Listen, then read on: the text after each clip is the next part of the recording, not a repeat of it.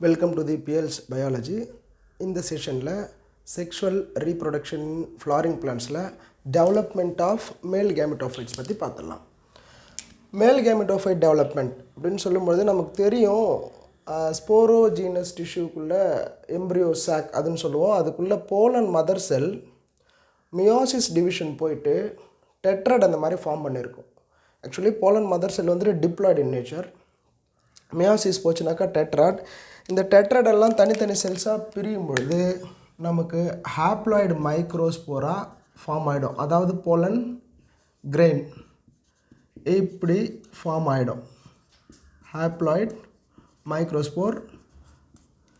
இப்போது யங் ஸ்டேஜில் இதான் ஒரு போலன் கிரெயினோட ஸ்ட்ரக்சர். யங் ஸ்டேஜில் ஒரு சென்ட்ரல் நியூக்ளியஸ் டென்ஸு சைட்டோபிளாசம் இருக்கும். அதை சுற்றி பிளாஸ்மா மெம்பரேன், அதுக்கு மேலே இந்த இன்டைன் எக்ஸைன்லாம் இருப்பாங்க. இப்போ என்ன நடக்கும்னா, இந்த ஸ்டேஜுக்கு அப்புறம் ஒரு வேக்வல் ஃபார்ம் ஆகும். வேக்வல் ஃபார்ம் ஆகும்பொழுது இந்த சென்ட்ரல் நியூக்ளியஸ் இந்த போலனுடைய வால் லேயர் நோக்கி புஷ் பண்ணி விட்டுரும். இந்த வேக்வால் அப்படி புஷ் பண்ணி விட்டதுக்கப்புறம் இந்த வால் லேயர் கிட்ட இருக்கக்கூடிய nucleus undergoes to the mitosis cell division. இந்த மாதிரி ஸ்பிண்டில் ஷேப்டு ஃபார்ம் ஆகும். இந்த நியூக்ளியஸ் டிவைட் ஆகிறத நம்ம கேரியோ கைனசிஸ் அப்படின்னு சொல்லுவோம். இங்கே கேரியோ கைனசிஸ் ஈக்குவேஷனல் டிவிஷன் தான், அதில் எந்த டவுட்டும் கிடையாது. இதுக்கப்புறம் வரக்கூடிய சைட்டோபிளாஸ்மிக் டிவிஷன், அதாவது சைட்டோகைனசிஸ் அப்படின்னு சொல்லுவோம் இல்லையா, அது அன்ஈக்குவல் டிவிஷன். எப்படின்னா, இந்த டிவிஷன் ரெண்டு நியூக்ளியஸ் ஃபார்ம் ஆயிடுச்சு. ஒன்று வந்து ஜெனரேட்டிவ் செல்லாக, அந்த ஸ்மால் ஜெனரேட்டிவ் செல்லாகவும், இன்னொன்று லார்ஜர் வெஜிடேட்டிவ் செல்லாகவும் கன்வெர்ட் ஆகிருக்கு. இதுதான் unequal division of cytoplasm. But karyokinesis is the equal division. ஏன்னா இங்கே எவ்வளோ அமௌண்ட் ஆஃப் குரோமோசோம்ஸோ அதுவே தான் இந்த ரெண்டு செல்லுக்குள்ளேயுமே இருக்கும். ரெண்டுமே ஹாப்ளாய்டின் நேச்சர் தான். இப்போது இந்த கார்னரில் இந்த போலன் வால் லேயர் இருக்கு இல்லையா, இந்த கார்னரில் தான் ஜென்ரேட்டிவ் செல் கொஞ்சம் ஒட்டிக்கிட்டு இருக்குது. இப்போ அதை அங்கேருந்து செப்பரேட் பண்ணுறதுக்கு அதை சுற்றி ஒரு வால் லேயர் ஃபார்ம் ஆகும். அதுக்கு பேர் கேலோஸ் அப்படின்னு சொல்லுவோம். இந்த கேலோஸ் வால் லேயர் கொஞ்சம் கொஞ்சமாக அந்த சைட்டோபிளாஸ்மிக்ஸ் நோக்கி இந்த ஜென்ரேட்டிவ் செல்லை தள்ளி விட்டுட்டு அப்புறம் ஒரு சர்டன் பீரியட் ஆஃப் டைமுக்கு அப்புறம் இந்த கேலோஸ் வால் டிசால்வ் ஆகிடும். ஆக்சுவலாக அதோட வேலை இங்கே எழுதிருக்கு பாருங்கள். To separate generative cell from pollen wall. இதுதான் போலன் வால். இந்த வாலில் இருந்துட்டு ஜென்ரேட்டிவ் செல்லை செப்பரேட் பண்ணி கூட்டிகிட்டு போயிடுச்சு. அப்புறம் ஒரு சர்டன் பீரியடுக்கு அப்புறம் அந்த கேலோஸ் வாலும் டிசால்வ் ஆகிட்டார். சரியா? இப்போது இந்த ஜென்ரேட்டிவ் செல் ஃப்ரீயாக எங்கே வந்துடுவார்? சைட்டோபிளாசம் ஆஃப் தி டியூப் செல்லுக்குள்ளே வந்தாச்சு. இங்கே பாருங்கள், இது ஜென்ரேட்டிவ் செல், இது டியூப் நியூக்ளியஸ், இது வெஜிடேட்டிவ் செல். ரைட்? இந்த வெஜிடேட்டிவ் செல்லுக்குள்ளேயே இந்த ஜென்ரேட்டிவ் செல்லும் ஃப்ரீயாக லை ஆகிட்டு இருக்கார். ரைட்?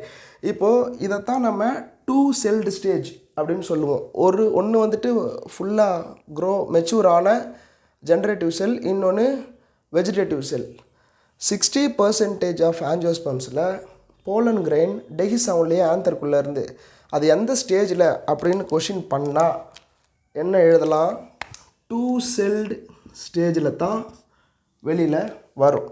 அந்த டூ செல்லில் யார் யார் இருப்பாங்க? ஒரு டியூப் செல்லும் ஒரு ஜென்ரேட்டிவ் செல்லும் இருக்கும். ரிமைனிங் 40% ஆஃப் ஆஞ்சியோஸ்பர்ம்ஸ் இருக்கு இல்லையா, ஆர் லெஸ் தென் 40% கூட இருக்கலாம்.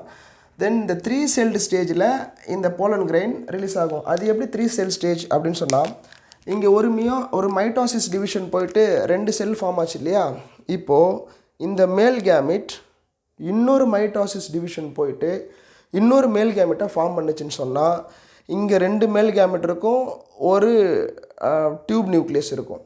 அப்போது அதை நம்ம 3 செல்டு ஸ்டேஜ் அப்படின்னு சொல்லுவோம். அது வந்துட்டு ரொம்ப ஒரு கம்மியான இருக்கக்கூடிய ஆஞ்சியோஸ்பர்ம் பிளான்ஸ் தான். பட் மேக்ஸிமம் 2 செல்டு ஸ்டேஜில் தான் இந்த போலன் கிரெயினை என்ன ஆகும்? ரிலீஸ் ஆகும். அப்போது இந்த 3 செல்டு ஸ்டேஜில் இந்த ஒரு டியூப் நியூக்ளியஸ், 2 மேல் கேமிட், இதுக்கு எத்தனை மைட்டோட்டிக் டிவிஷன் அப்படின்னு சொன்னாக்கா 2 மைட்டோசிஸ் டிவிஷன் நடந்திருக்கும். 2 மைட்டோசிஸ் டிவிஷன் நடந்து தான் இந்த ஸ்டேஜ் ஃபார்ம் ஆகும். அது இங்கே எப்படின்னு பார்த்துடலாம். இப்போது இந்த ஃபுல்லி மெச்சூர்டு போலன் கிரெயின் போயிட்டு ஒரு ஸ்டிக்மா மேலே அசம்பிள் ஆகலாம்.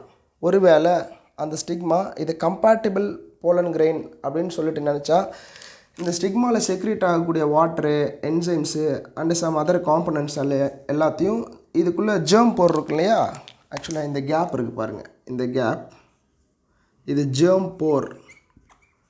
இந்த ஜேர்ம் போர் வழியாக இந்த ஸ்டிக்மாவில் செக்ரீஷன் ஆகக்கூடிய எல்லா செக்ரீஷன்ஸும் யார் எடுத்துப்பார், போலன் கிரெயின் எடுத்துக்கும். எடுத்துக்கிட்டு உள்ள இன்டைன் இருக்குல்ல, அந்த இன்டைன் தான் ஜேர்ம் போர் வழியாக இங்கே போலன் டியூபாக என்ன ஆகும், ஸ்டைலுக்குள்ளே க்ரோ ஆக ஆரம்பிக்கும். இது கொஞ்சம் வெளியில் போட்டிருக்கோம் பெருசாக, எப்படின்னு பார்த்துடலாம். இந்த மாதிரி ஸ்டைலுக்குள்ளே ஒரு போலன் டியூப் ஃபார்ம் ஆக ஆரம்பித்தோடனே இங்கே 2 நியூக்ளியஸ் இருக்கு இல்லையா, ஒன்று ஜென்ரேட்டிவ் செல், இன்னொன்று டியூப் நியூக்ளியஸ் இருக்கு இல்லையா. அதில் யார் வெளியில் வருவா அப்படின்னு சொன்னால் டியூப் நியூக்ளியஸ் முதல்ல லீட் பண்ணிட்டு போகும். அதுக்கப்புறம் அதை ஃபாலோ பண்ணி ஒரு மேல் கேமிட் வரும். இமீடியட்டாக மேல் கேமிட் உள்ளேருந்து போலன் கிரெயின்குள்ளேருந்து டியூப் நியூக்ளியஸ்குள்ளே ரிலீஸ் ஆனதுக்கப்புறம் இந்த மேல் கேமிட்டில் இன்னொரு மைட்டோசிஸ் டிவிஷன் நடந்து 2 செல்லு ஃபார்ம் ஆகிடும். ஆக்சுவலி 60% ஆஃப் ஆஞ்சியோஸ்பெர்மில் 2 செல்டு கண்டிஷனில் தான் போலன் கிரெயின் ரிலீஸ் ஆச்சு. இப்போ தான் 1, 2 இப்போ 3 செல்டாக ஃபார்ம் ஆகிடுச்சு. இது 60%. ரிமைனிங் 40%ல் இந்த மாதிரி ரிலீஸ் ஆகிறதுக்கு முன்னாடியே இந்த ஸ்டேஜில் என்ன ஆயிருக்கும், 2 மேல் கேமிட் ஃபார்ம் ஆகிருக்கும். அப்படி ஃபார்ம் ஆகிருந்தாக்கா இங்கே மைட்டோசிஸ் நடக்காது, அங்கேயே முடிஞ்சிடும். பட் எனிவே இங்கே எத்தனை மைட்டோசிஸ் மூலமாக 3 செல்லு ஃபார்ம் ஆகுதுன்னா 2 மைட்டோசிஸ் டிவிஷன். ஸோ இங்கேயுமே 3 செல் ஃபார்ம் ஆகிடுச்சு. ஒருவேளை இந்த போலன் டியூப் க்ரோ ஆகக்கூடிய ஸ்டைல் வந்து சாலிட் ஸ்டைலாக இருக்கலாம், அதாவது செல்ஸ் எல்லாம் கிட்ட ரொம்ப நெருக்கமாக இருக்கலாம். அப்போது அந்த போலன் டியூப் அதுக்குள்ளே க்ரோ ஆகிறது கொஞ்சம் டஃப்பாக இருக்கும். அந்த டைமில் இந்த போலன் டியூப் என்ன பண்ணால் ஒரு சில என்சைம்ஸை செக்ரேட் பண்ணும். அது என்ன என்சைம்னா pectinase, to break the interior செல்லுடைய பெக்டின் எல்லாம் பிரேக் பண்ணுறதுக்காக இங்கே பெக்டினேஸ் அப்படின்ற ஒரு என்சைமை செக்ரேட் பண்ணுவார் pollen tube. As well as hydrolytic என்சைம்ஸையும் செக்ரேட் பண்ணும். இப்படி செக்ரேட் பண்ணிக்கிட்டே கொஞ்சமாக இந்த போலன் டியூப் வந்துட்டு ஸ்டைலுக்குள்ளே ட்ராவல் ஆகிக்கிட்டே போகும். ஆஸ் தி மீன் டைம் ஸ்டைலுக்குள்ளே இருக்கக்கூடிய நியூட்ரியன்ஸையும் என்ன பண்ணிப்பார், அப்சர்வ் பண்ணிக்கிட்டே போவார். ஆக்சுவலாக இதில் இந்த போலன் டியூப்பில் 3 ஜோன் இருக்குது.